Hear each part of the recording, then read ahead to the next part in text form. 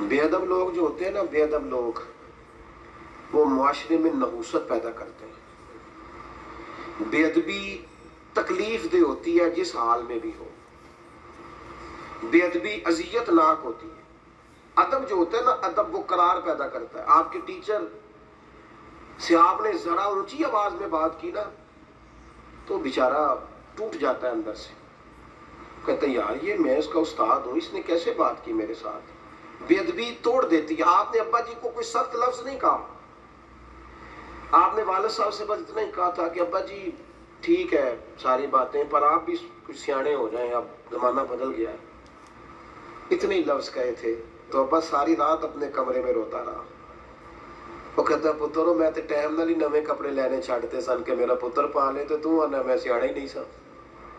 میں نے تو بہت ساری چڑھتی جوانی میں خواہشات چھوڑ دی کہ میری اولاد پال جائے، اور تو کہتا ہے ساری رات باپ روتا ہے، ساری رات۔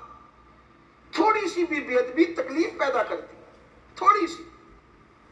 بچہ جب اپنی مرضی کا، تھوڑے دن پہلے، کچھ عرصہ پہلے ایک بزرگ مجھ سے ملنے آئے تو بڑا ہی روئے، رو رو کے جمعے میں چلے گئے۔ میرا ان سے پیار تھا، پرانا ربط تھا، تو میں کچھ کہہ نہیں سکا ان سے، لیکن میں نے کہا یار یہ آج چلو ہو سکتا ہے کوئی بات ایسی جمعے میں ہو گئی ہو، دل پہ لگ گئی۔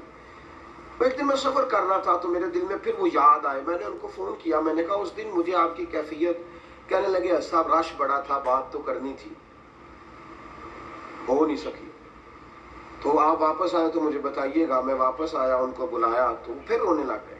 میں نے کہا کیا ہوا؟ کہنے لگے صاحب میرے پاس کل جمع پونجی جو تھی نا وہ میں نے بیچ کے بچہ باہر بھیجا تھا،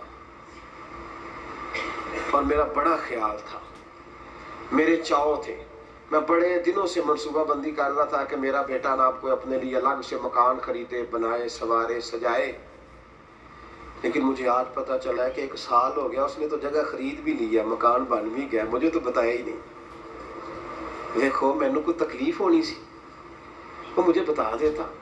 مجھے کہیں سے پتا چلا ہے تو میں نے اس کو فون کر کے کہا کہ پترو میں گل سنی ہے۔ وہ کہنے لگا ابا جی بس وہ میں کیا دساں گا تے میں تانوں سرپرائز دینا سی۔ کہنے لگے کئیوں غیروں کو زیادہ پتا ہے مجھ سے، اور مجھے پتا۔ کہنے لگے ٹوٹ گیا ہوں، سمجھ نہیں آتی کہاں جاؤں، کوئی بات بھی بڑی نہیں، میں تو خود راضی تھا، میں نے خود اسے کئی دفعہ کہا بھی تھا کہ پتر تھوڑی سی بھی بے ادبی تکلیف پیدا کرتی ہے، اور آپ صرف اتنا کہہ دے والد صاحب سے کہ ابا جی جنج کہو گے کر لیں گے، آپ جیسے کہیں گے ویسے، آپ ہلکا سا مشورہ کریں، رائے لیں، ساتھ شامل کریں۔ ادب حسن پیدا کرتا ہے، بے ادبی۔ آپ آ رہے تھے بڑی بازاروں میں بیٹھ کے اپنے گاؤں، اور آپ کا ٹیچر جو تھا میٹرک پی ٹی سی جس نے پرائمری میں پڑھایا تھا، وہ سائیکل پہ نکل رہا ہے آپ کے گاؤں سے باہر، اور رستے میں ملاقات ہو گئی۔ آپ جب بازاروں سے نیچے اترے، استاد جی کو سلوٹ کیا، اور کہا استاد جی یہ سائیکل یہاں کھڑا کریں، میں گاڑی پہ چھوڑ کے آتا ہوں۔ استاد جی نے جانا سائیکل پہ ہی ہے، لیکن دعائیں بڑی دینی ہے، پتر اللہ تینوں اور رتبہ دے اور بلندی دے۔ لیکن دوبارہ جب استاد سائیکل پہ بیٹھتا ہے تو اسے محسوس ہوتا ہے میرا سائیکل پجاروں سے مہنگا ہے، اس لیے کہ پجاروں والا تو ادھر کے سلوٹ کر رہا ہے۔ یہ جو ادب ہوتا ہے نا، ادب یہ حسن پیدا کرتا ہے، یہ جو بے ادبی ہوتی ہے یہ تکلیف پیدا کرتی ہے۔